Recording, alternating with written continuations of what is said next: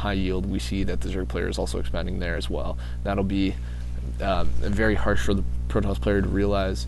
And we see here in the income tab that he's almost taking 1.5 times the income that the Protoss player is at this moment. Let's go back to units, and we see here the army is comprised of mainly zealots, a very large amount of sentries for some reason, as we see the force fields going up to defend against the Zergling threat.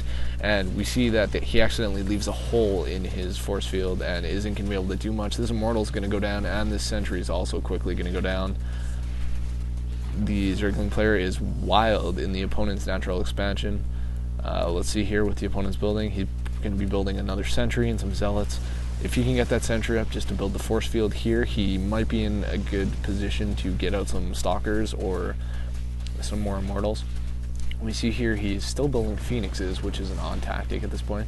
1 Mutalisk scout on the field, 11 overlords, and 33 Zerglings, and most of them are gathering outside the opponent's base.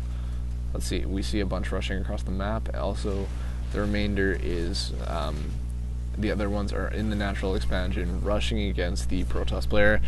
Oh, excellent force field, but too little, too late for the Protoss player, as many Zerglings are in his base. And we see the sentries go down quickly. The cannon is doing some work out there. It's killing a few Zerglings. The Zerglings have very little HP, and I think they die from the photon cannon in either 1 or 2 hits. Here we see the Phoenixes using their graviton beam capability to lift up some of the Zerglings, but like I said, too little, too late for the Protoss player, and I think this is going to be the end of him. If we can get this gateway down, this game is finished. Here we see another gateway going up. It's not going to be able to do much.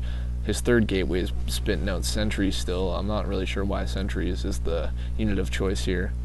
And the Zerg player is running around the base, attempting to gather more units. We see 5 Hydralisks come into play here, and 14 Zerglings still alive at this point from his initial attack, plus he is spawning more, gathering outside. We see him move his drones over to the high yield, so we know he's not going to lose any income at this time. Still, let's go to the production tab and see how the Protoss player is fending against this Zergling onslaught. And we see here he is building an Immortal and a sentry still, plus a couple zealots. Here we see he has left the game. He knows he has lost at this point, and vOidwards just leaves the game.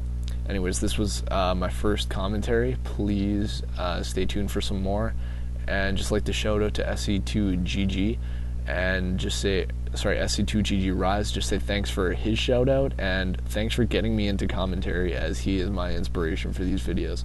Alright, hope you liked it. I will talk to you guys later. I'm going to be doing another commentary soon, and I will upload it shortly.